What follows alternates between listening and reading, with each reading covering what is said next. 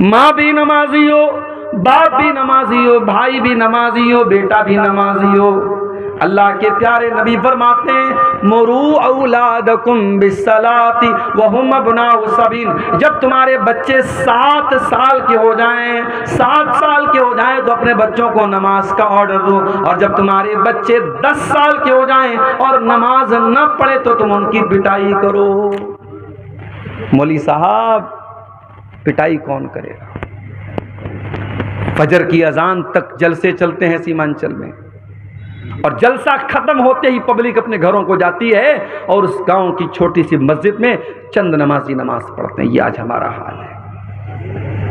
مسجد تو بنا لی شب بھر میں ایمان کی حرارت والوں نے، مسجد تو بنا لی شب بھر میں ایمان کی حرارت والوں نے، من اپنا پرانا پاپی تھا برسوں میں نمازی بن نہ سکا۔ ارے جب ہم نمازی بنیں گے تب نہ اپنے بچوں کو نمازی بنائیں گے، جب ہم خود ہی بے نمازی تو کیا بچوں کو نمازی بنائیں گے؟ اپنے بچوں کو نمازی بنانا تو پہلے خود نمازی بننا پڑے گا۔ قرآن کہتا ہے وَأْمُرْ أَهْلَكَ بِالصَّلَاةِ وَاصْطَبِرْ عَلَيْهَا، اے میرے نبی نماز کا اپنے گھر والوں کو حکم دیجئے اور خود بھی نماز کی پابندی کیجئے۔ لا نسألک رزقا، اور اے نماز پڑھنے والے تیری نماز سے تیری روزی روٹی پر کوئی فرق نہیں پڑے گا، تیری روزی میں کوئی کمی نہیں آئے گی، ہم تجھ سے تیری روزی نہیں مانگتے، ہم تو خود تجھ کو روزی دیتے ہیں۔ اگر 10 منٹ کے لیے تو دکان بند کر دے گا تو کیا مکہ میں دکان بند نہیں ہوتی، مدینہ میں دکان بند نہیں ہوتی؟ مکے اور مدینے میں دکان بند ہو جاتی ہے، اور اس کے باوجود اللہ تعالیٰ ان کو دیتا ہے، نماز کے ٹائم ان کی دکان بند ہو جاتی ہے۔ تو نماز کی پابندی کرو میرے پیارے ساتھیوں۔ قرآن کہتا ہے وَاذْكُرْ فِي الْكِتَابِ اسماعیل، اور یاد کرو کتاب میں قرآن میں اسماعیل کو، إِنَّهُ كَانَ صَادِقَ الْوَعْدِ وَكَانَ رَسُولًا نَبِيًّا، اسماعیل اللہ کے سچے نبی تھے، وَكَانَ يَأْمُرُ أَهْلَهُ بِالصَّلَاةِ، اور اسماعیل اپنے گھر والوں کو نماز کا حکم دیا کرتے تھے۔ ابراہیم علیہ السلام کیا دعا کرتے اللہ تعالیٰ سے؟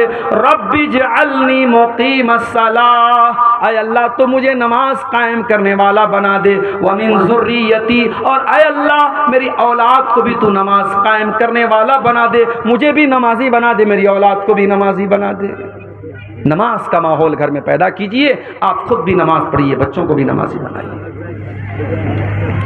حضرت عبداللہ بن مسعود رضی اللہ تعالیٰ عنہ رات میں تہجد کی نماز پڑھ رہے ہیں، اور تہجد کی نماز پڑھتے ہوئے قرآن کا 16واں پارہ وہ پڑھ رہے تھے، اور 16ویں پارے کی یہ آیت ان کی نظروں سے گزری۔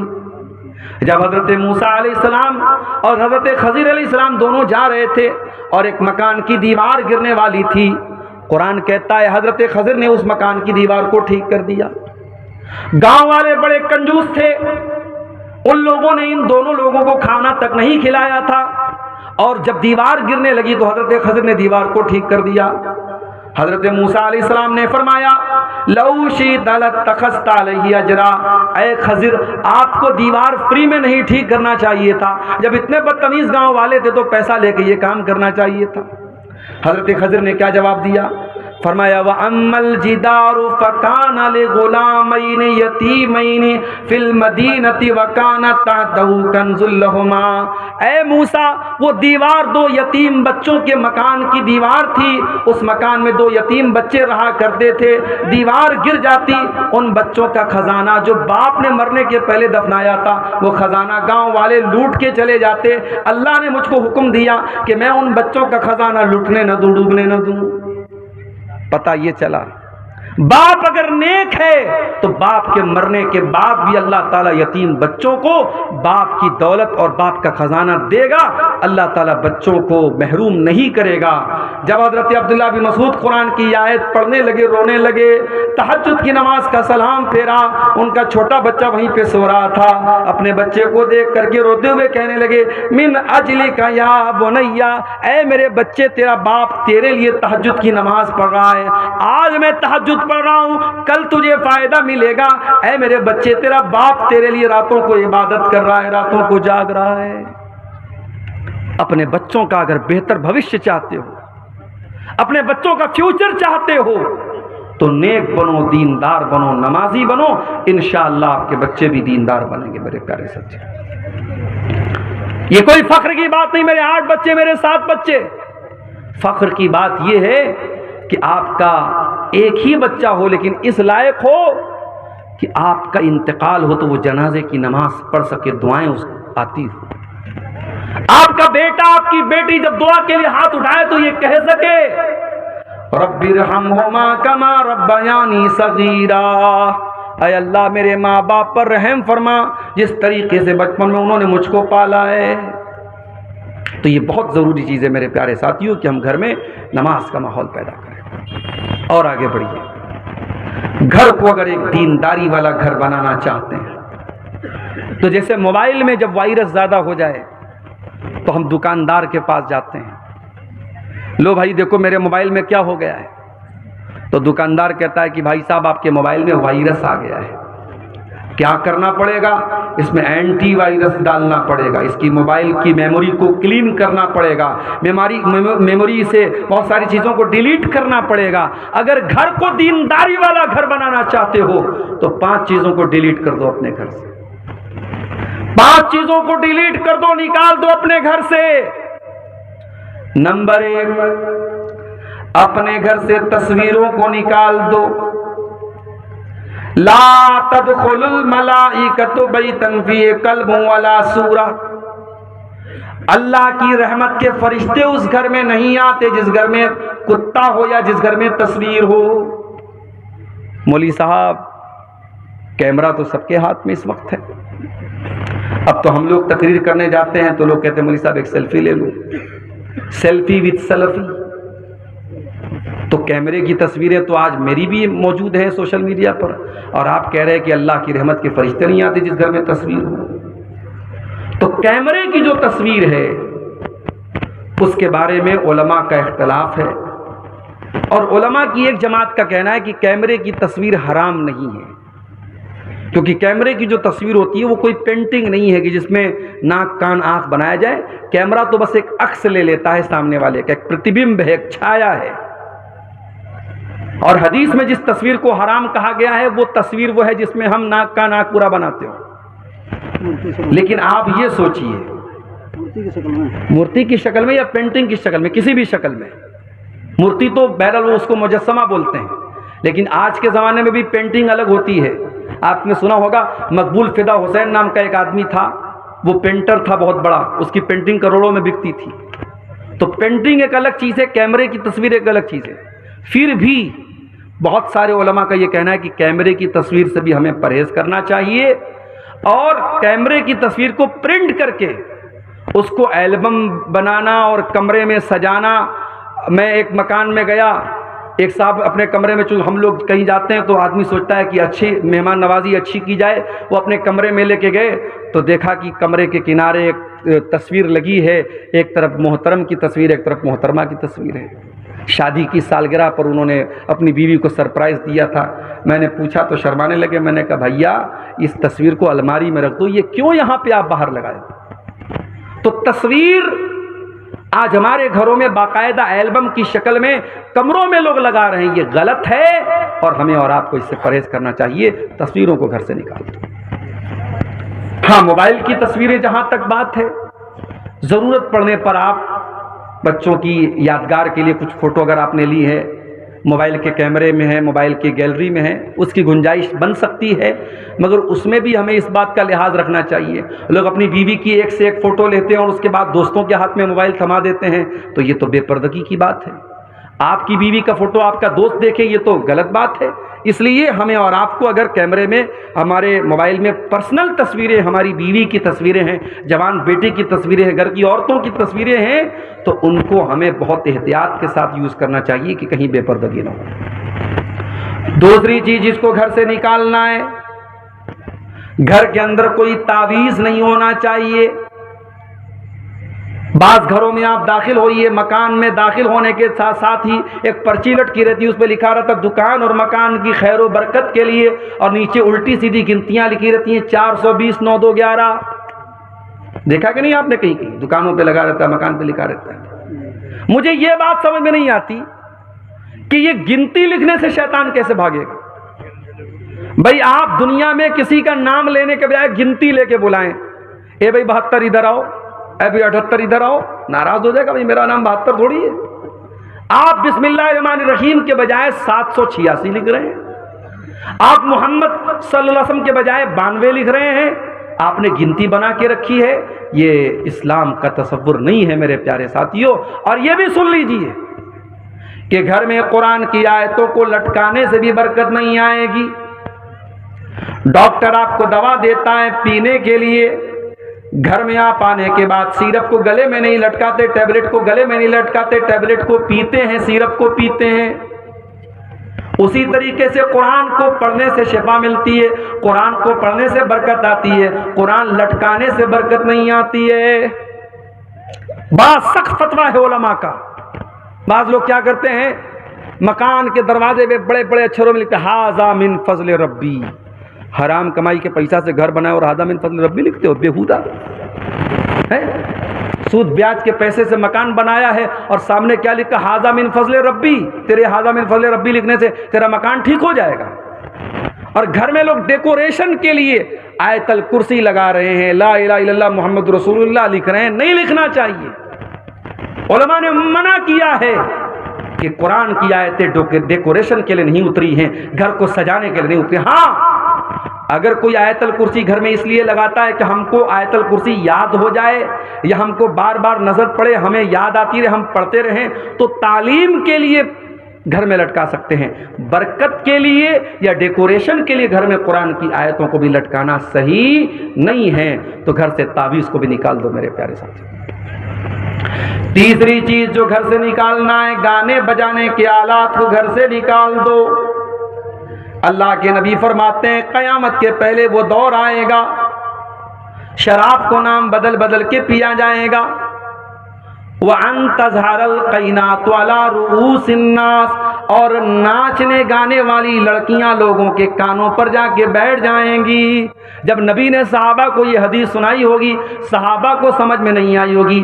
آج ہیڈ فون لگانے والوں کو یہ حدیث سمجھ میں آ جائے گی، آج ایئر پوڈ لگانے والوں کو یہ حدیث سمجھ میں آ جائے گی۔ بائک چلا رہا ہے، مست بنا ہوا ہے، گانا سن رہا ہے، فیورٹ اپنا بالی ووڈ کا گانا سن رہا ہے، سامنے سے ٹریکٹر نے مارا، تیری روح پرواز ہو گئی، تیری جان نکل گئی، تو گانا سنتے ہوئے دنیا سے گیا ہے۔ اور قیامت کے دن جب تو اٹھے گا تو وہی گانا سنتے ہوئے تو قیامت کے دن اٹھے گا۔ جس حال میں انسان مرے گا اسی حال میں قیامت کے دن اٹھایا جائے گا۔ اپنے گھروں کو ناچ گانوں سے دور رکھو میرے ساتھیوں۔ کٹیہار اور پورنیہ کے انگلش میڈیم اسکول میں ہماری بیٹیاں پڑھ رہی ہیں، اسکول کا اینول فنکشن ہے، ٹیچر نے آپ سے کہا کہ آپ کی بیٹی سے ہم ڈانس کروانا چاہتے ہیں، بہت اچھا ڈانس کرتی ہے آپ کی بیٹی۔ آپ نے کہا بہت اچھی بات ہے، ہماری بیٹی ڈانس کرے گی، ہم دیکھیں گے۔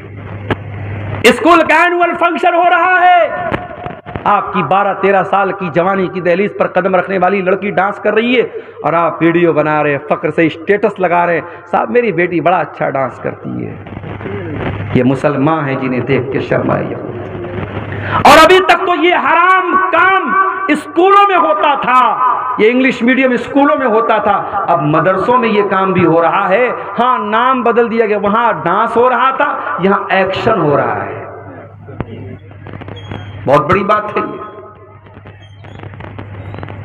آپ کے پورنیہ، کٹیہار، کشن گنج کے بہت سارے لوگ دلی، ممبئی، کلکتہ میں جاب کے لیے، نوکری کے لیے وہاں جاتے ہیں، رہتے ہیں۔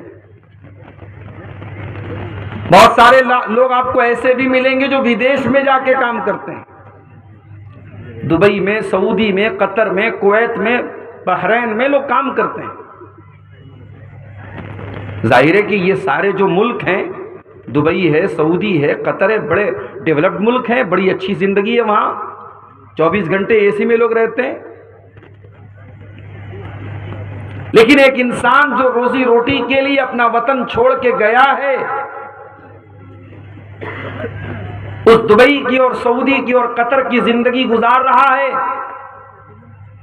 اسے پوچھو کہ بھائی یہاں گاڑی میں بھی تم اے سی میں رہتے ہو، کمرے میں بھی اے سی میں رہتے ہو، آفس میں بھی تم اے سی میں رہتے ہو، کیا تمہیں کٹیہار میں اور پورنیہ میں اور کشن گنج میں جانے کا من کرتا ہے؟ وہ کہے گا کہ ہاں میرا من کرتا ہے۔ کیوں بھائی؟ یہاں تو اے سی لگی ہے، چمچماتی روڈ ہے، بہترین بلڈنگ ہے، یہاں چھوڑ کے کیوں جانا چاہتے ہو؟ وہ کہے گا کہ میری بیوی وہاں پر ہے، میرے بچے وہاں پر ہیں، میری ماں وہاں پر ہے، میرے باپ وہاں پر ہیں۔ انسان دنیا کے کسی کونے میں چلا جائے اسے اپنا گھر یاد آتا ہے، شانتی ملتی ہے، سکون ملتا ہے تو اپنے گھر میں ملتا ہے میرے بھائی۔ اسی لیے اللہ فرماتا ہے واللہ جعل لکم من بیوتکم سکنا، اللہ تبارک و تعالیٰ نے تمہارے گھروں کو سکون کا ذریعہ بنایا ہے۔ تم دنیا کے کسی بھی کونے میں چلے جاؤ، وشو کے ورلڈ کے کسی بھی کارنر پہ چلے جاؤ، تمہیں سکون تو اپنے گھر میں آ کر کے ملے گا۔ اور نوٹ کر لو میرے بھائیو، گھر کس کو کہتے ہیں؟ آج تو ماشاءاللہ ہماری شیر شاہ وادی برادری بھی بہترین مکان بنا رہی ہے۔ پاکڑ کے علاقے میں جہاں آدیواسی رہتے وہاں بھی چلے جاؤ، بڑی بڑی بلڈنگیں آپ کو مل جائیں گی، ٹائلز مل جائیں گے، ماربل مل جائیں گے۔ میں ایک مرتبہ فیملی کے ساتھ ایک پروگرام میں اندور گیا، مدھیہ پردیش میں اندور ایک جگہ ہے۔ ایک صاحب کے مکان پہ میں ٹھہرا تھا، تو مکان کی چھت میں ڈیکوریشن کے لیے انہوں نے جھاڑ لگایا تھا۔ جھاڑ سمجھتے ہیں آپ؟ جو مکان کی چھت میں جو لٹکاتے ہیں خوبصورتی کے لیے۔ تو میں نے پوچھا کہ یہ بہت اچھا لگ رہا ہے، اس کی قیمت کیا ہے؟ تو انہوں نے کہا ہم نے اس کو ودیش سے منگایا ہے، اس ایک جھاڑ کی قیمت 3 لاکھ روپے ہے۔ آج مسلمان 3-3 لاکھ روپے کے جھاڑ اور فانوس سے اپنے مکانوں کو خوبصورت بنا رہا ہے۔ کوئی پلاسٹک پینٹ کے ذریعے اپنے مکان کو خوبصورت بنا رہا ہے، کوئی پی او پی کے ذریعے اپنے مکان کی چھت کو بہترین بنا رہا ہے، کوئی فال سیلنگ کرا رہا ہے، کوئی ٹائلز بچھا رہا ہے، کوئی ماربل بچھا رہا ہے۔ مگر یاد رکھو میرے پیارے ساتھیوں، آپ کا گھر ٹائلز اور ماربل سے گھر ہونے والا نہیں ہے، آپ کا گھر رشتوں سے بنتا ہے۔ جس گھر میں رشتے ہوتے ہیں وہی گھر ہوتا ہے، جہاں ماں کی دعائیں ہوتی ہیں، جہاں باپ کا پیار ہوتا ہے، جہاں بچوں کی کلکاریاں ہوتی ہیں، جہاں ساس اور بہو کے جھگڑے ہوتے ہیں، جہاں دیورانی جٹانی کی نوک جھونک ہوتی ہے، جہاں نندوں اور بھابھیوں کے بیچ میں کشمکش ہوتی ہے، جہاں روٹھنا ہوتا ہے، جہاں منانا ہوتا ہے، جہاں بڑے ڈانٹتے ہیں اور چھوٹے خاموشی سے سن لیتے ہیں، جہاں بڑوں کی عزت ہوتی ہے، جہاں چھوٹوں کی طرف سے چھوٹوں کی کا پیار اور شفقت ہوتی ہے، ان تمام چیزوں کے مکسچر کو ملا کر کے گھر بنتا ہے۔ اور قرآن کہہ رہا ہے کہ تمہیں سکون تو تمہارے گھروں میں ملے گا۔ اور اس گھر کی قیمت اگر پوچھنا ہے تو اس انسان سے پوچھ لو جو فٹ پاتھوں پر رات گزارتا ہے، جس کی بیوی کھلے آسمان کے نیچے ساری دنیا کے سامنے سوتی ہے۔ آپ کی بیوی، آپ کی جوان بیٹی اگر گھر کے اندر ہے تو سیف ہے، سرکشت ہے، محفوظ ہے۔ یہ گھر آپ کی بیوی، آپ کی بہو بیٹی کی عزت پر پردہ بھی ڈالتا ہے، آپ کی بہو بیٹیوں کو سرکشت کرتا ہے۔ یہ گھر ہماری عزت پر پردہ بھی ڈالتا ہے میرے ساتھ۔ اسی لیے ہماری شریعت نے گھر کو بہت اہمیت دی ہے، اور اگر کسی کو گھر سے نکلنا پڑے تو اللہ نے اس کو اپنا عذاب قرار دیا ہے۔ اللہ نے قرآن کے 28ویں پارے میں فرمایا هو الذي اخرج الذين كفروا من اهل الكتاب من ديارهم، اللہ کا عذاب آیا تھا یہودیوں کے اوپر، جب یہودیوں کا ایک قبیلہ بنو نذیر نام کا قبیلہ تھا، اس نے مسلمانوں کے ساتھ غداری کی اور ان کو جلا وطن کر دیا گیا، ان کے گھروں سے نکال دیا گیا۔ قرآن کہتا ہے کہ یہ اللہ کا عذاب تھا جو یہودیوں کے اوپر نازل ہوا۔ یہ الگ بات ہے، کسی زمانے میں یہودی اپنی بدماشی اور غداری کی وجہ سے اپنے وطن سے نکالے گئے تھے، اور آج فلسطین کی سرزمین پر وہ قابض ہو گئے، اور ہماری بدعمالیوں کے نتیجے میں اور ہماری کمزوری کے نتیجے میں دھیرے دھیرے پورے فلسطین پر آج وہ قبضہ کرتے چلے جا رہے ہیں۔ تو گھر بہت اہم ہوتا ہے میرے پیارے ساتھ، اور ہر گھر والے کی یہ ذمہ داری ہے کہ وہ اپنے گھر کو دیندار گھر بنائے، اسلامی گھر بنائے۔ اگر آپ بچوں کے باپ ہیں، آپ گھر کے گارجین ہیں، آپ بیٹی کے باپ ہیں، بیٹے کے باپ ہیں، بیٹی کی ماں ہیں، آپ کے اوپر گھر کی ذمہ داری ہے، تو یہ بہت بڑی رسپانسبلٹی ہے، بہت بڑی ذمہ داری ہے، اور اس کا سوال قیامت کے دن آپ سے کیا جائے گا۔ اللہ کے پیارے نبی جناب محمد رسول اللہ صلی اللہ علیہ وسلم فرماتے ہیں، الا کلکم راع وکلکم مسئول عن رعیتہ، اے لوگوں تم میں سے ہر انسان ذمہ دار ہے، اور قیامت کے دن اس کی ذمہ داری کے بارے میں سوال کیا جائے گا۔ فالرجل راع علی اہل بیتہ، آدمی اپنے گھر والوں کا ذمہ دار ہے، اپنی فیملی کا ذمہ دار ہے، اپنے پریوار کا ذمہ دار ہے، اور قیامت کے دن اس کو حساب دینا پڑے گا۔ والمرأۃ راعیۃ علی بیت زوجہا، اور عورت جو گھر کے اندر رہتی ہے، عورت گھر والی ہوتی ہے، گھر کے اندر کیا چل رہا ہے، جوان بیٹی رات میں کس کے ساتھ باتیں کر رہی ہے، جوان بیٹی 2 گھنٹے گھر سے کس کے ساتھ غائب ہے، اس کے موبائل پر ریچارج کون کرا رہا ہے، اس کے پاس نیا پرس کہاں سے آ رہا ہے، اس کے پاس طرح طرح کی کھانے کی چیزیں کہاں سے آ رہی ہیں، یہ نگرانی کرنا، یہ دیکھنا، یہ ماں کا کرتویہ ہے، ماں کی ذمہ داری ہے۔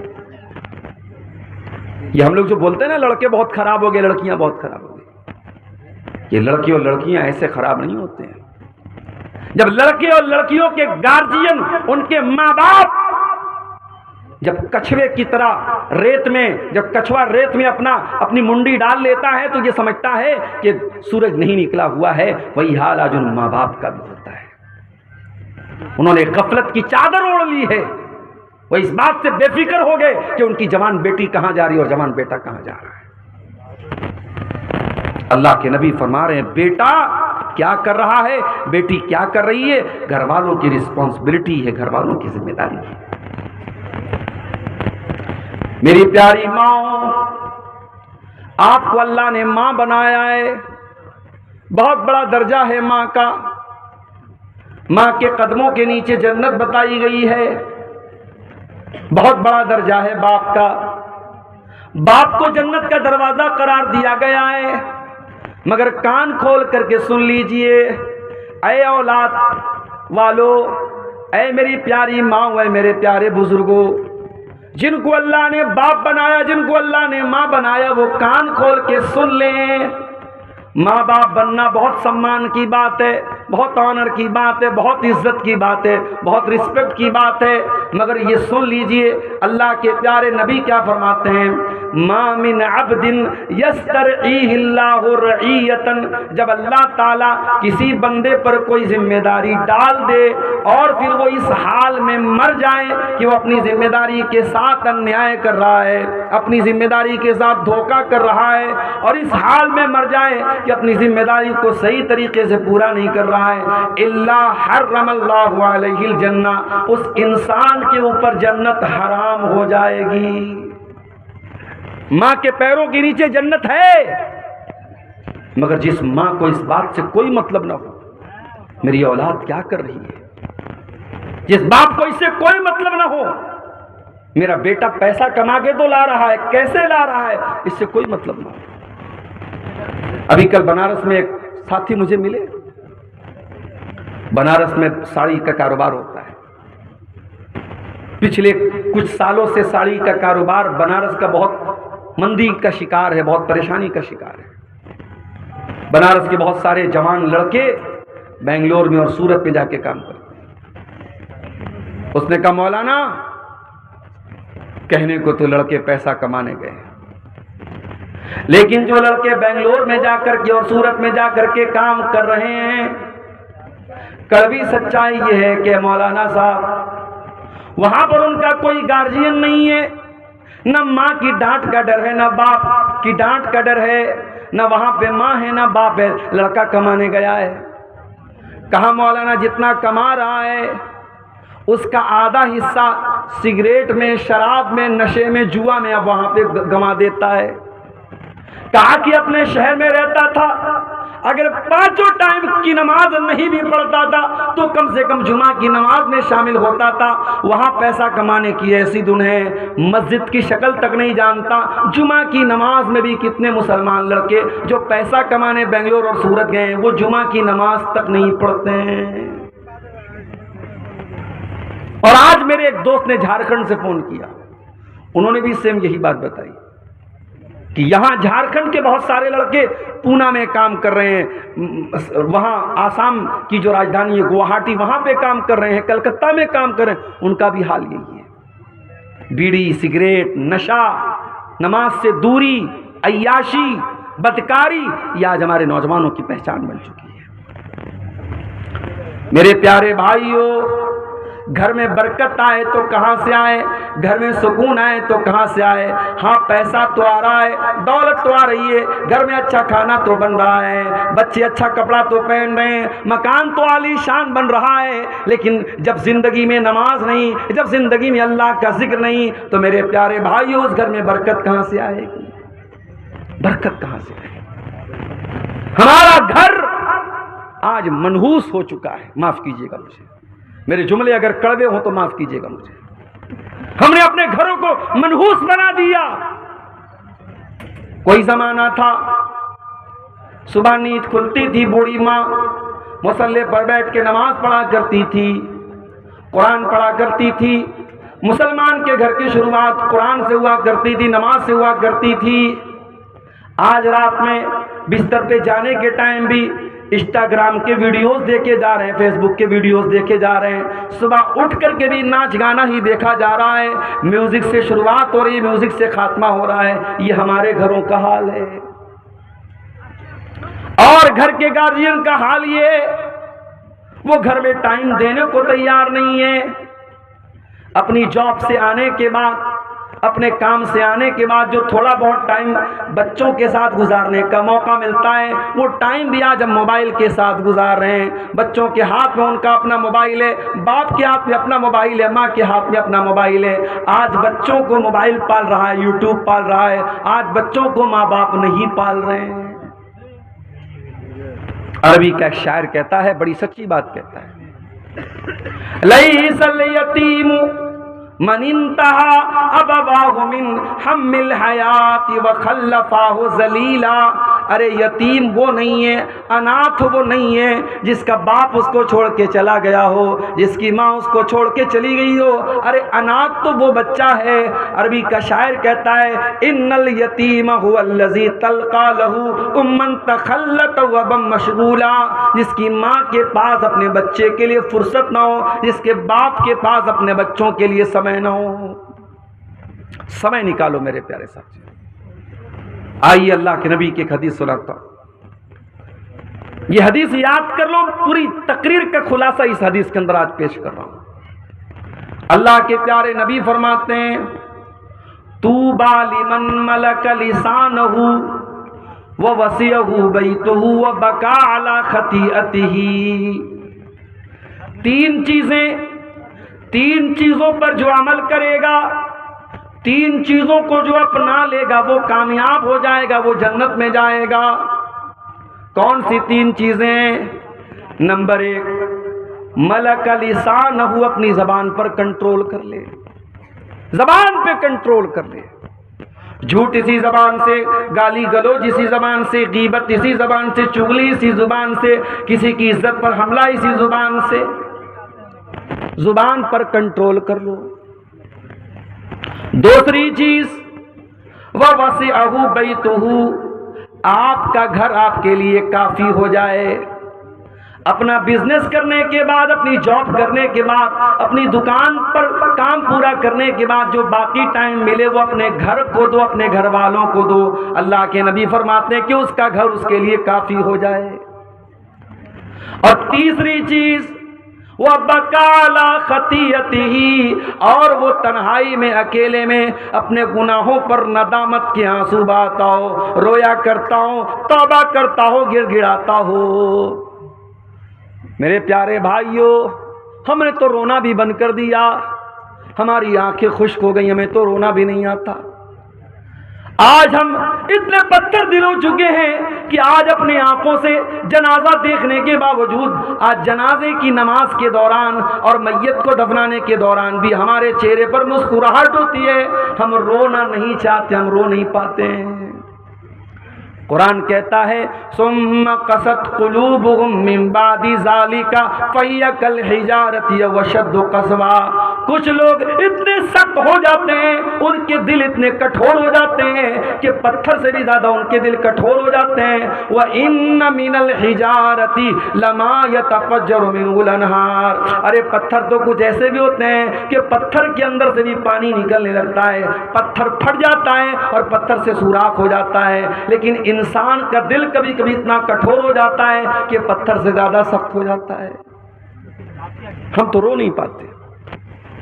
اللہ کے نبی نے فرمایا 3 چیزیں پیدا کر لو، زبان پر کنٹرول کر لو، آپ کا گھر آپ کے لیے کافی ہو جائے، اور اپنے گناہوں پر آنسو بہانا شروع کر دو۔ یہ 3 چیزیں اگر آپ کو مل جائیں آپ کامیاب ہو جائیں گے۔ میرے پیارے ساتھیوں، میں جانتا ہوں آپ بہت دیر سے تقریریں سن رہے ہیں اور بہت اہم ٹاپک لے کر کے میں آپ کے سامنے بیٹھا ہوں۔ بہت لمبی بات نہیں کروں گا، بڑی ٹو دا پوائنٹ باتیں آپ کے سامنے رکھوں گا، کچھ طریقے بتاؤں گا، کچھ نسخے بتاؤں گا، اپنے گھر کو کیسے سدھارا جائے، اپنے گھر کو کیسے سنوارا جائے، اپنے گھر کو اسلامی گھر کیسے بنایا جائے، اسی ٹاپک پر کچھ باتیں آپ کے سامنے رکھوں گا۔ ہم مکان بناتے ہیں، مکان میں سب سے ضروری جو ہوتی مکان کی بنیاد، فاؤنڈیشن۔ بہترین بلڈنگ کھڑی کر دیں لیکن اگر بنیاد کمزور ہو جائے تو آپ کا مکان کمزور مانا جائے گا اور ایک دن دھراشائی ہو جائے گا، دھڑام سے گر جائے گا۔ اگر اپنے گھر کو ایک اچھا گھر بنانا چاہتے ہو تو جس طریقے سے مکان بنانے کے ٹائم یہ دیکھتے ہو کہ بنیاد کیسی ہے، ویسے ہی مکان بنانے کے ٹائم یہ بھی دیکھو یہ مکان ہم حرام کمائی سے بنا رہے ہیں یا حلال کمائی سے بنا رہے ہیں، یہ سود اور بیاج کے پیسے سے بنا رہے ہیں، رشوت کے پیسے سے بنا رہے ہیں، یا جائز کمائی سے بنا رہے ہیں، کسی کا حق مار کے بنا رہے ہیں، یا صحیح طریقے سے بنا رہے ہیں۔ تم دیکھ لو کہ اس مکان کی بنیاد میں تم کیا ڈال رہے ہو۔ قرآن کہتا فمن اسس بنیانہ علی تقوی من اللہ ورضوان خیر امن اسس بنیانہ علی شفا جرف نہار فانہار به فی نار جہنم۔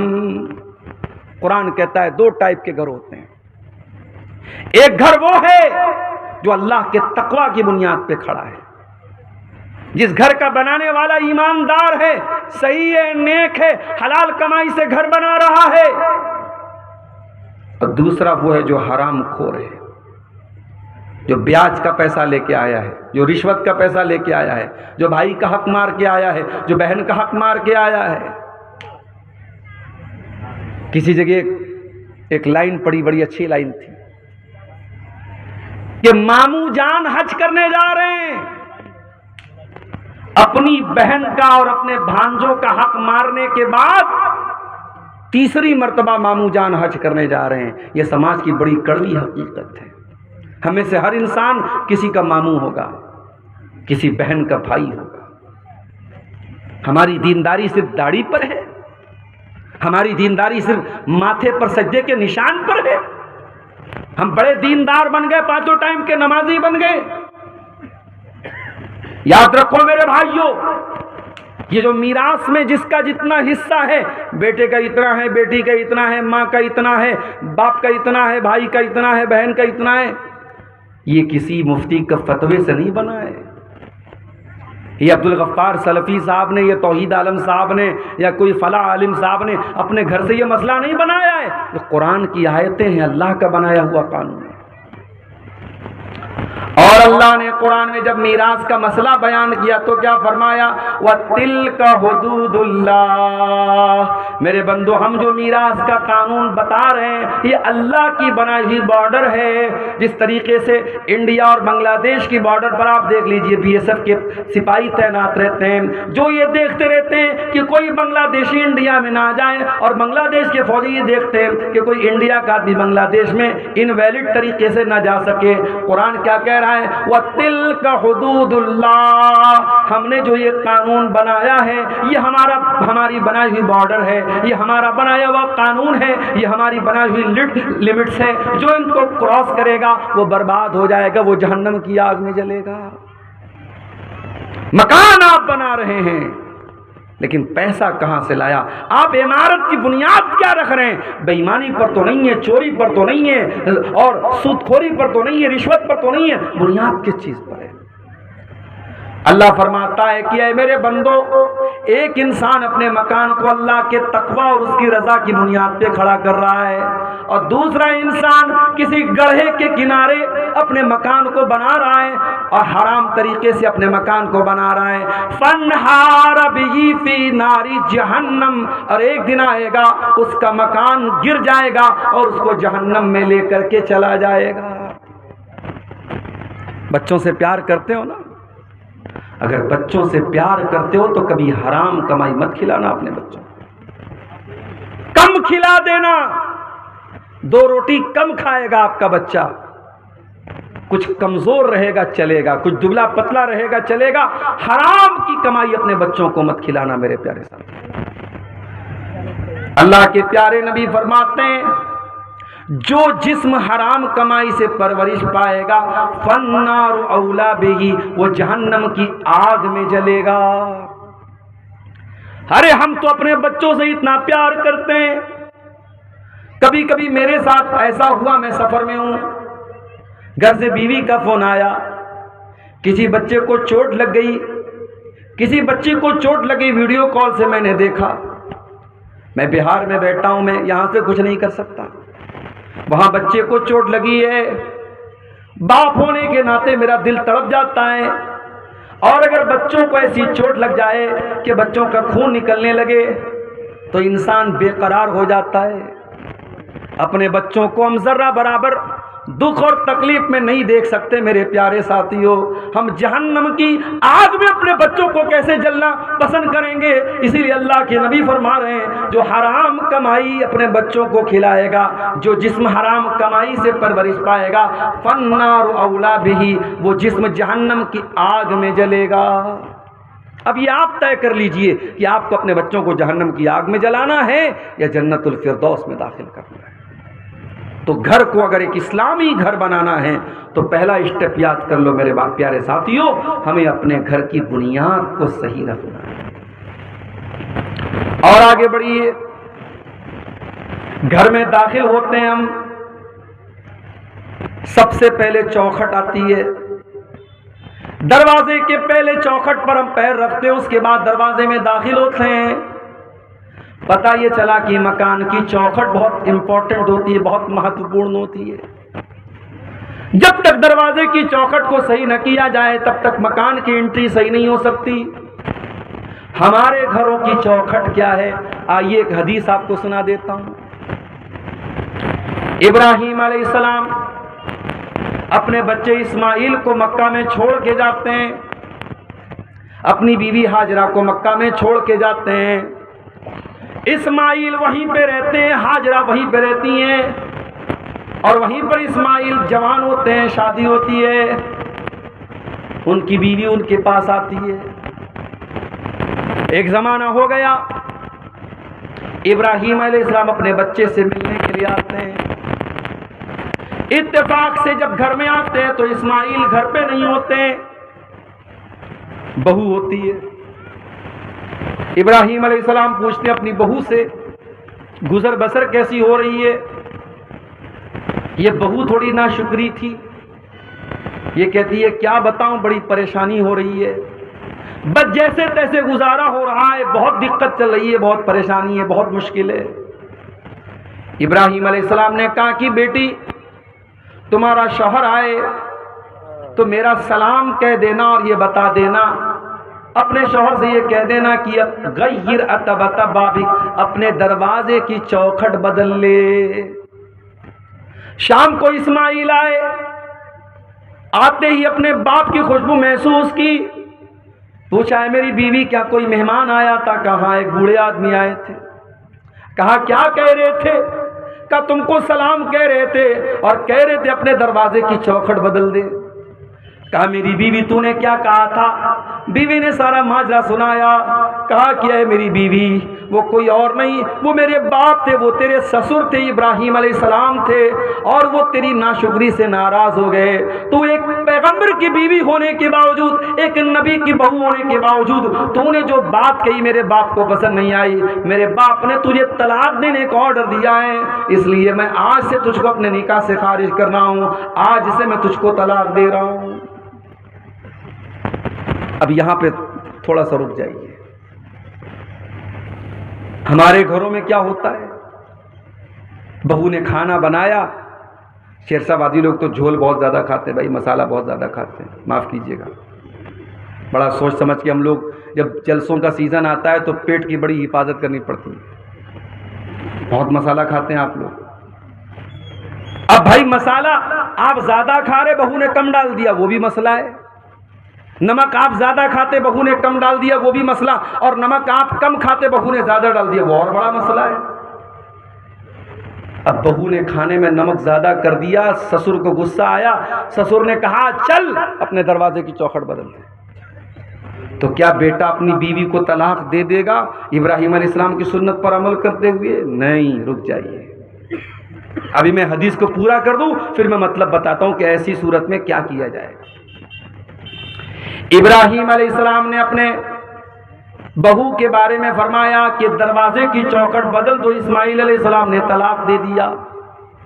کچھ دنوں کے بعد اسماعیل علیہ السلام نے دوسری شادی کی، اور پھر ایک مرتبہ ابراہیم اپنے بیٹے سے اور بہو سے ملنے کے لیے آئے، اتفاق سے اس مرتبہ بھی بہو سے ملاقات ہوئی، بیٹے سے ملاقات نہیں ہوئی۔ ابراہیم نے پوچھا بیٹی کیسی گزر بسر ہو رہی ہے؟ بہو یہ دیندار تھی، نیک تھی، اللہ والی تھی، اس نے کہا بہت اللہ کا شکر ہے، اللہ جس حال میں رکھے اللہ کا بہت کرم ہے، بہت آرام سے گزر بسر ہو رہی ہے۔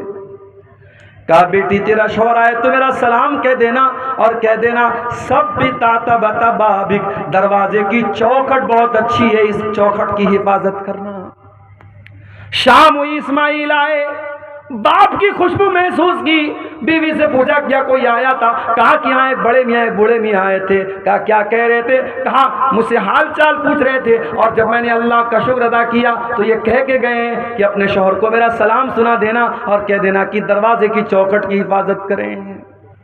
کہا اے میری بیوی وہ کوئی اور نہیں تیرے سسر تھے، میرے باپ ابراہیم علیہ السلام تھے، اور انہوں نے تمہیں پسند کیا ہے، تمہاری بات ان کو پسند آئی ہے، اور انہوں نے کہا ہے کہ میں تم کو اپنے نکاح میں برقرار رکھوں۔ حدیث آپ کو میں نے سنا دی، بخاری کی حدیث ہے۔ اس حدیث سے دو بات پتہ چلی۔ پہلی بات یہ پتہ چلی کہ گھر کے اندر دروازے کی چوکھٹ کا اگر درجہ کسی کو حاصل ہے تو یہ عورت کو حاصل ہے، جس کو ہم گھر والی کہتے ہیں، جس کو ہم بیوی کہتے ہیں، جس کو ہم اہلیہ کہتے ہیں، بیگم کہتے ہیں، پتنی کہتے ہیں، وائف کہتے ہیں، جو بھی کہہ لیں، گھر کے اندر دروازے کی چوکھٹ کی اگر حیثیت کسی کو حاصل ہے وہ عورت کو حاصل ہے۔ پتہ یہ چلا اگر عورت گڑبڑ ہے تو اس کا مطلب کہ دروازے کی چوکھٹ گڑبڑ ہے، اور جب دروازے کی چوکھٹ گڑبڑ ہے اس کا مطلب کہ دروازے کی انٹری گڑبڑ ہے، دروازے میں آپ صحیح طریقے سے داخل نہیں ہو سکتے۔ اس لیے گھر کو اگر بنانا ہے، سنوارنا ہے، تو گھر کی گھر والی کا اچھا ہونا بہت ضروری ہے۔ اب وہ مسئلہ بھی سن لیجئے، بہو نے کھانے میں جھول زیادہ کر دیا، نمک زیادہ کر دیا، سسر کو پسند نہیں آیا، ساس کو پسند نہیں آیا، سسر نے کہا بیٹے سے طلاق دے دے، تو بیٹا اتنی بات پر اپنی بیوی کو طلاق نہیں دے گا۔ اگر آپ کو یہ لگتا ہے کہ ابراہیم علیہ السلام کے کہنے پر اسماعیل نے تو طلاق دے دیا، تو کان کھول کر کے سن لیجئے، اگر باپ ابراہیم علیہ السلام کے جیسا ہو تب باپ کے کہنے پہ بیٹا طلاق دے دے گا، ہر باپ کے کہنے پر بیٹا اپنی بیوی کو طلاق نہیں دے گا، ورنہ ہر چھوٹی چھوٹی بات پہ طلاق ہو جائے گی۔ اگر ابراہیم کے جیسا باپ ہو، اتنا سمجھدار، اتنا دور اندیش، اتنا دیندار، اتنا ہوشیار، اتنا جینیس، اتنا گہری نظر رکھنے والا، اتنا اللہ والا، تو الگ بات ہے۔ ہر باپ کو اس بات کی اجازت نہیں ہے، ہر ماں کو اس بات کی اجازت نہیں ہے کہ وہ بولے کہ بہو کو طلاق دے دو، بیٹا طلاق دے دے۔ تو شوہر کے گھر کی چوکھٹ ہے بیوی، میرے ساتھ۔ میری پیاری ماں بہنوں، اگر آپ پنڈال کے اندر موجود ہیں، میری آواز آپ کے کانوں تک پہنچ رہی ہے، آپ اپنے بیٹے کے لیے جب بہو تلاش کرنے جائیں تو صرف یہ نہ دیکھیں کہ بہو کتنی خوبصورت ہے، کتنا رنگ گورا ہے، کتنے اچھے خاندان کی ہے، کتنے پیسے والی ہے، کتنا جہیز لے کر کے آئے گی۔ میری پیاری ماں، آپ جب اپنے بیٹے کے لیے بیوی تلاش کرنے جائیں، آپ اپنے گھر کے لیے جب بہو لینے جائیں تو کان کھول کے سن لو، آپ بہو لینے نہیں جا رہی ہیں، آپ اپنے دروازے کی چوکھٹ لینے جا رہی ہیں، اور چوکھٹ بہت سنبھال کر کے لانا۔ اللہ کے نبی فرماتے ہیں تنکح المرأۃ لاربعین، جب عورت کی شادی ہوتی ہے تو 4 چیزیں عورت کے اندر دیکھی جاتی ہیں، لمالہا ولحسبہا ولجمالہا ولدینہا۔ کچھ لوگ مال دیکھتے ہیں، کچھ لوگ خاندان دیکھتے ہیں، کچھ لوگ خوبصورتی دیکھتے ہیں، اور کچھ لوگ دینداری دیکھتے ہیں۔ آپ نے فرمایا فاظفر بذات الدین، دیندار عورت کو گھر میں لے کے آ جاؤ، کامیاب ہو جاؤ گے۔ دیندار عورت کو گھر میں لے کے آ جاؤ۔ میرے پیارے بھائیوں، اللہ تعالیٰ نے عورت کو اس خوبی سے بھی نوازا ہے کہ عورت اپنی بات منوا لیتی ہے، کبھی ہنس کے منوا لیتی ہے، کبھی رو کے منوا لیتی ہے، کبھی مسکرا کے منوا لیتی ہے، کبھی آنسو بہا کے منوا لیتی ہے۔ میں نے عورت کے اوپر ایک نظم لکھی تھی، اس میں نے ایک شعر کہا تھا، وہ شعر ایسا تھا، قدرت نے تجھے گرمی جذبات عطا کی، اے عورت اللہ تعالیٰ نے تجھے جذبات کی قوت عطا کی ہے، قدرت نے تجھے گرمی جذبات عطا کی، وہ تقویٰ کے بھرم توڑ دے، وہ ناز و ادا ہے۔ اے عورت تیرے اندر وہ ناز ہے، وہ ادا ہے، بڑے بڑے متقیوں کا تقویٰ تو توڑ سکتی ہے۔ اللہ نے تجھے ناز و ادا کی طاقت دی ہے، اور اللہ نے تجھے جذبات کی طاقت بھی دی ہے۔ جذبات کی طاقت عورت کے اندر ہوتی ہے۔ فرعون بہت بڑا ظالم تھا، کسی کی بات نہیں سنتا تھا، بچوں کو قتل کروانے کا آرڈر دیا تھا اس نے، مگر جب اپنی بیوی اس کی جب بچہ لے کر کے آتی ہے، جو موسیٰ علیہ السلام کی شکل میں وہ بچہ جب حضرت آسیہ کی گود میں پہنچتا ہے، فرعون کی بیوی کی گود میں، اور فرعون کی بیوی اپنے شوہر سے کہتی ہے لا تقتلوہ عسیٰ ان ینفعنا او نتخذہ ولدا، اے میرے سرطان دیکھیے کتنا خوبصورت بچہ ہے، کتنا پیارا بچہ ہے، ہم اس بچے کو قتل نہ کیجئے، ہم اس بچے کو اپنا بیٹا بنا لیں گے، اپنا بیٹا بنا کر کے پالیں گے۔ اچھا، فرعون کو کوئی بیٹا نہیں تھا، فرعون اپنے آپ کو خدا کہتا تھا، رب کہتا تھا، بھگوان کہتا تھا، گاڈ کہتا تھا، اور فرعون اپنی بیوی کو بیٹا نہیں دے سکا۔ ایسے تو خدا گزرے دنیا میں، ایسے خدا گزرے، اپنے آپ کو خدا کہتا تھا اور اپنی بیوی کو بیٹا نہیں دے سکا، اور دوسرے کے بچے کو بیوی کہہ رہی کہ اسے ہم اپنا بیٹا بنا لیتے ہیں۔ اللہ اکبر۔ تو بیوی جو ہوتی ہے وہ بات منوا لیتی ہے میرے سمجھے۔ بیوی چاہے گی آپ کی سگریٹ چھڑوا دے گی، بیوی چاہے گی آپ کا گٹکا چھڑوا دے گی، بیوی چاہے گی آپ کو نمازی بنا دے گی۔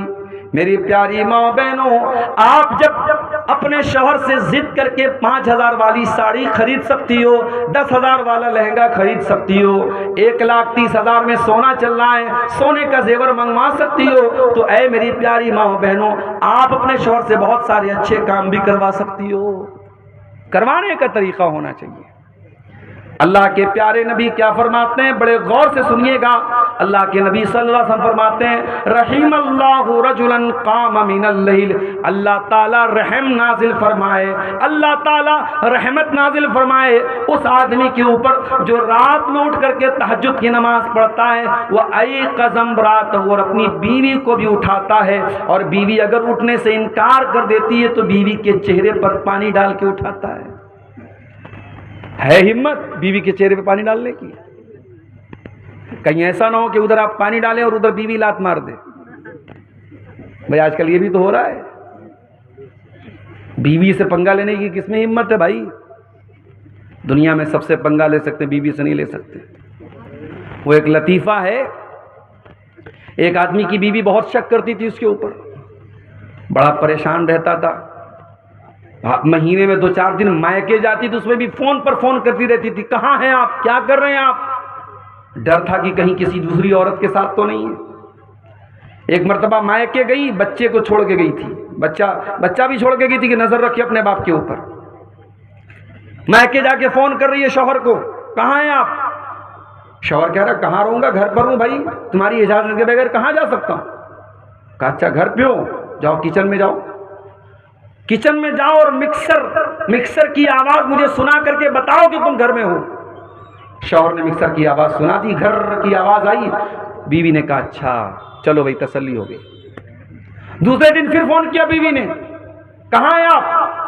شوہر نے کہا ارے بیگم میں کہاں رہوں گا، گھر پر ہوں۔ کہ چلیے مکسر کی آواز سنائیے۔ شوہر نے پھر مکسر چالو کر کے سنا دیا، گھر کی آواز آئی۔ تیسرے دن بیوی نے کہا اتنا شریف میرا شوہر کب سے ہو گیا، روزانہ میں فون کر رہی ہوں مجھے مکسر کی آواز سنا دے رہا ہے۔ تیسرے دن بیوی سرپرائز دینے کے لیے اچانک گھر میں آ گئی۔ گھر میں آئی تو شوہر غائب، بچہ کھیل رہا تھا۔ بچے سے پوچھا ارے تیرا باپ کہاں ہے؟ کہا وہ تو مکسر لے کے غائب ہے 2 دن سے۔ تو کہتے ہیں کہ اگر شوہر سے بیوی شیر ہے تو شوہر سوا شیر بھی بن سکتا ہے بھائی۔ تمہیں سارا دماغ تمہیں کو ہے تھوڑی، ہم کو بھی تو تھوڑا بہت دماغ ہے۔ تو آپ یہ یاد رکھیے میرے پیارے ساتھیوں کہ گھر کے اندر جب تک ایک نیک گھر والی نہیں آئے گی، گھر کا ماحول اچھا نہیں ہو سکتا ہے۔ اللہ کے نبی فرماتے ہیں اللہ تعالیٰ رحمت نازل فرمائے اس آدمی کے اوپر جو رات میں اٹھ کر کے تہجد کی نماز پڑھتا ہے اور اپنی بیوی کو بھی اٹھاتا ہے۔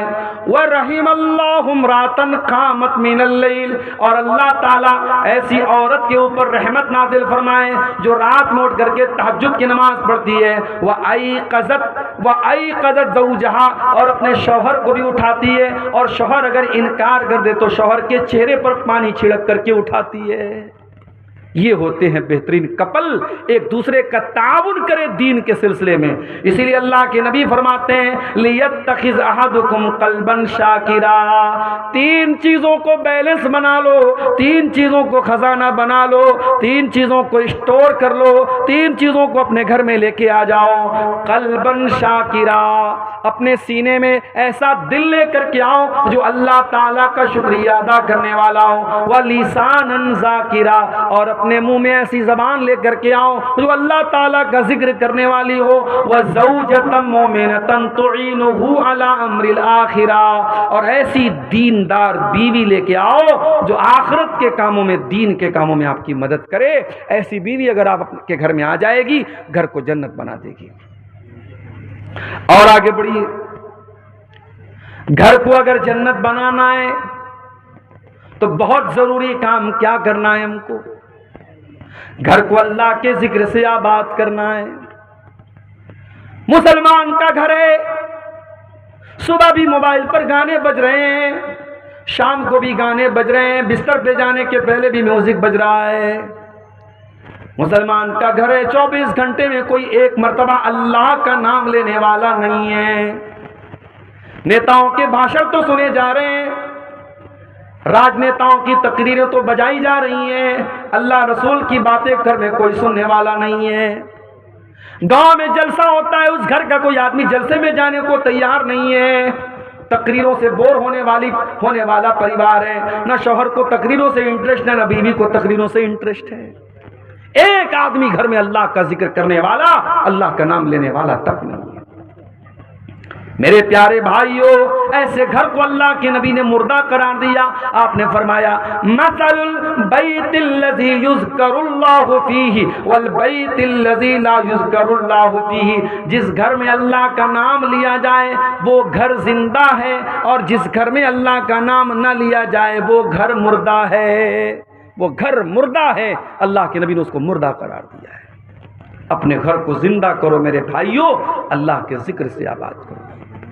بہت آسان طریقہ بتا دیتا ہوں، جب بھی گھر میں داخل ہوا کرو بسم اللہ پڑھ کے داخل ہوا کرو، اور جب گھر کے باہر نکلا کرو بسم اللہ توکلت علی اللہ لا حول ولا قوت الا باللہ پڑھ لیا کرو۔ کیا فائدہ ہوگا مولوی صاحب؟ آئیے میں فائدہ بھی بتا دیتا ہوں۔ صحیح مسلم کی روایت ہے، اللہ کے پیارے رسول فرماتے ہیں جب انسان گھر میں داخل ہونے کے ٹائم بسم اللہ پڑھتا ہے تو شیطان بھاگ جاتا ہے اور کہتا ہے لا مبیت لکم ہاہنا، یہ تو بسم اللہ پڑھ کے گھر میں آیا ہے، اب یہاں پہ رات گزارنے کا موقع نہیں ملے گا۔ جب انسان رات میں ڈنر کرنے کے ٹائم، کھانا کھانے کے ٹائم اللہ کا نام لیتا ہے، بسم اللہ پڑھتا ہے، تو شیطان کہتا ہے لا مبیت لکم ولا عشاء ہاہنا، نہ تو یہاں پہ رات گزارنے کا موقع ملے گا نہ ڈنر کرنے کا موقع ملے گا۔ جب آپ کھانے پر بسم اللہ نہیں پڑھتے ہیں تو آپ کے کھانے کو شیطان بھی کھاتا ہے، کھانے کی برکت ختم ہو جاتی ہے۔ تو گھر میں جب داخل ہوں تب بسم اللہ پڑھیں، اور جب کھانا کھانے لگے تب بسم اللہ پڑھیں۔ اور جب رات ہو جائے، مغرب کی اذان ہو جائے، تو اللہ کے نبی نے فرمایا جب سورج ڈوب جائے، جب مغرب کا ٹائم ہو جائے فَكُفُّوا صِبْيَانَكُمْ، تو اپنے چھوٹے بچوں کو گھر کے اندر لے آؤ۔ مغرب کے ٹائم اپنے چھوٹے بچوں کو باہر مت بھیجو، فَإِنَّ الشَّيَاطِينَ تَنْتَشِرُ حِينَئِذٍ، اس وقت شیطان گھومتے رہتے ہیں۔ مغرب کے ٹائم اپنے بچوں کو باہر مت بھیجیے، سورج ڈوبنے کے ٹائم۔ اور آپ نے آگے فرمایا جب رات میں چراغ کی بتی بجھاؤ تو بسم اللہ پڑھ کے بجھاؤ، برتن کو کھلا مت رکھو، برتن کو ڈھانک دو، بسم اللہ پڑھ کے ڈھانک دو۔ دروازے کی کنڈی لگاؤ تو بسم اللہ پڑھ کے کنڈی لگاؤ، اس لیے کہ جو اللہ کے نام سے جو چیز کلوز کر دی جائے، جو چیز بند کر دی جائے، شیطان اس کو اوپن نہیں کر سکتا، شیطان اس کو کھول نہیں سکتا۔ اللہ کا نام لے کے آپ دروازے کو بند کیجیے۔ یہ بہت آسان طریقہ میں نے آپ کو بتایا ہے اللہ کے ذکر سے گھر کو آباد کرنے کا۔ اور جب آپ گھر کے باہر نکلیں بسم اللہ توکلت علی اللہ لا حول ولا قوت الا باللہ پڑھ لیں۔ یہ دعا جب آپ پڑھ کے نکلیں گے شیطان آپ کے قریب نہیں آئے گا، فرشتہ آپ کی حفاظت کرے گا، فرشتہ آپ سے کہے گا قد وقیتا، آپ کو اللہ تعالیٰ کی طرف سے بچا لیا گیا۔ آپ اتنی پیاری دعا پڑھ کر کے گھر سے نکلیں، بہت آسان ہے، بسم اللہ توکلت علی اللہ لا حول ولا قوت الا باللہ۔ بس رات میں جب بستر پہ سونے جاؤ، میری پیاری ماں بہنوں، اگر آپ محنت مزدوری کرتی ہیں، کھیتوں میں کام کرتی ہیں، اور مجھے معلوم ہے کہ شیر صاحب آدی برادری میں ماشاءاللہ بہت محنت کرتی ہیں ہمارے یہاں کی عورتیں، آپ کا بدن جب تھکاوٹ سے چور ہو جائے تو آئیے میں آپ کو وہ طریقہ بتاتا ہوں جو طریقہ اللہ کے نبی نے اپنی بیٹی کو بتایا تھا۔ کیا طریقہ بتایا تھا؟ حضرت فاطمہ چکی چلاتی تھیں، ان کے ہاتھوں میں چھالے پڑ گئے تھے، حضرت علی بھی بہت محنت کرتے تھے، دونوں شوہر بیوی اللہ کے نبی کے پاس آئے۔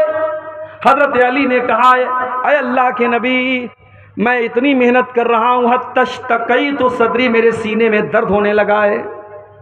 حضرت فاطمہ نے کہا ابا جان، آپ کی بیٹی چکی چلا چلا کے اس حالت کو پہنچ چکی ہے، حتی مجلت یدایا، میرے ہاتھوں میں چھالے پڑ گئے ہیں۔ اے ابا جان، مجھے پتہ چلا ہے آپ کے پاس کچھ غلام آئے ہیں، ہو سکے تو اپنی بیٹی اور داماد کو کچھ غلام دے دیجیے۔ نبی نے نہ بیٹی کو کوئی غلام دیا، نہ داماد کو کوئی غلام دیا۔ کیا فرمایا آپ نے؟ لا اعطیکما، اے میری بیٹی فاطمہ، اے میرے داماد علی، میں تم دونوں کو غلام نہیں دے سکتا، میں تم دونوں کو کوئی غلام نہیں دے سکتا۔ کیوں نہیں دے سکتا؟ کیونکہ میرے جو مسجد کے اندر جو دین سیکھنے والے صحابہ ہیں، اصحاب صفہ ہیں، جو دین کے اسٹوڈنٹس ہیں، ان کے پاس کھانے کو اناج نہیں ہے، ان کے پاس کھانے کو کھانا نہیں ہے، ان کے پاس تن ڈھانپنے کو کپڑا نہیں ہے۔ اے علی، اے فاطمہ، جب تک میں ان کی ضرورت کو پوری نہ کر دوں میں تم کو وہ خادم غلام نہیں دے سکتا۔ ہاں، میں اس سے بہتر طریقہ تم کو بتا رہا ہوں، جب تم رات میں بستر پہ سونے جاؤ تو 33 بار سبحان اللہ پڑھ لیا کرو، 33 بار الحمدللہ پڑھ لیا کرو، اور 34 مرتبہ اللہ اکبر پڑھ لیا کرو۔ فذالکما خیر لکما من خادم، تمہیں کسی خادم کی، کسی نوکر کی ضرورت نہیں پڑے گی۔ بتائیں گے شاید بہت اچھے۔ میرے بھائیوں، نبی نے اپنی بیٹی اور داماد کو پریشانی کے باوجود غلام نہیں دیا، نبی نے تسبیح سکھائی ہے۔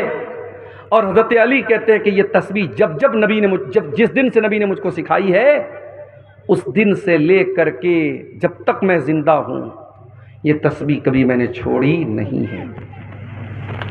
سوال کرنے والے نے سوال کیا ہے، علی آپ کی زندگی میں ایک رات آئی تھی، صفین کی لڑائی والی رات، کیا اس رات بھی آپ یہ تسبیح پڑھ کے سوئے تھے؟ کہا کہ ہاں، اس رات میں یہ تسبیح پڑھ کے سویا تھا۔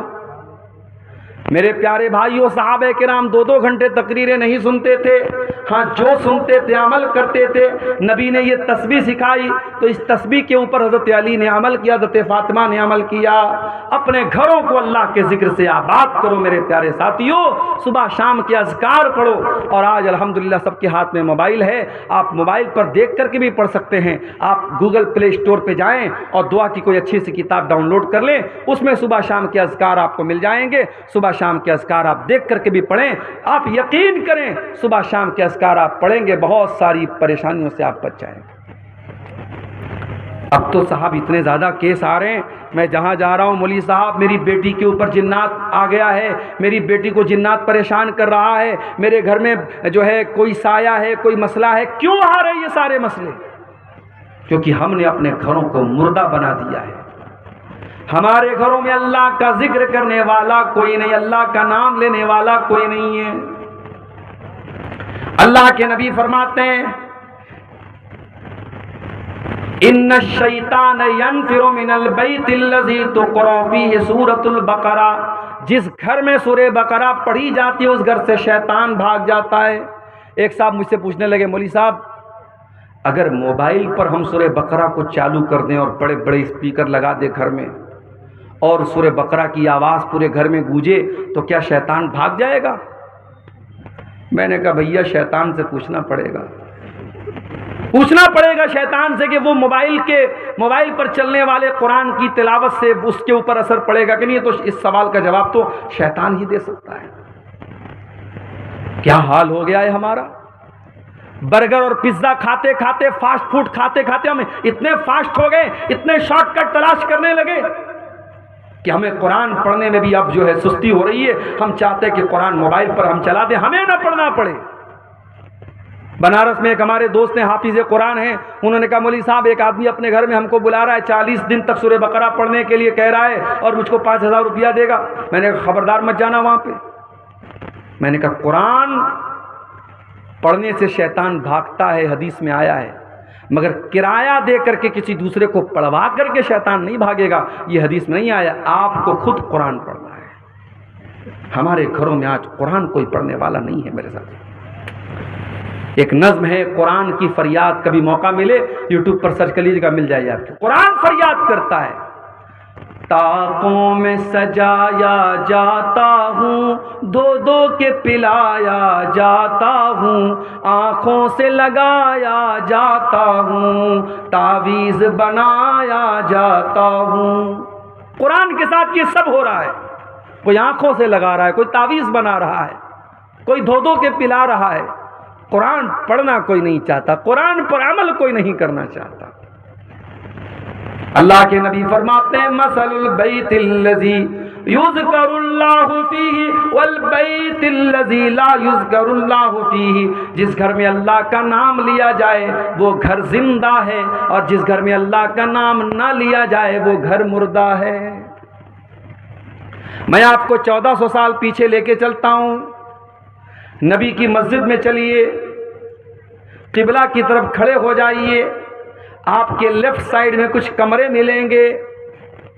یہ چھوٹے چھوٹے کمرے ہیں، مٹی کا فرش ہے، کچی اینٹوں کی دیوار ہے، اور کھجور کے تنے کا پلر ہے، اور کھجور کی ٹہنیوں کا چھپر ہے۔ ان کمروں میں ٹائلز نہیں لگا ہے، ان کمروں میں ماربل نہیں لگا ہے، ان کمروں میں سیمنٹ کی دیوار نہیں ہے، ان کمروں میں کوئی پینٹ نہیں ہوا ہے، مگر اللہ کی قسم یہ کمرے بڑے برکت والے ہیں۔ ان کمروں میں جناب محمد رسول اللہ صلی اللہ علیہ وسلم رہتے ہیں، ان کمروں میں اس امت کی مائیں رہتی ہیں، ان کمروں میں نبی اکرم کی بیویاں رہتی ہیں۔ یہ کمرے کتنے اونچے ہیں؟ سعید ابن مسیب کہتے ہیں میں عثمان غنی کے دور میں نبی کے کمرے میں گیا، میں نے ہاتھ اٹھایا، میرا ہاتھ مکان کی چھت میں ٹچ ہو گیا، یعنی چھت بھی بہت زیادہ اونچی نہیں تھی۔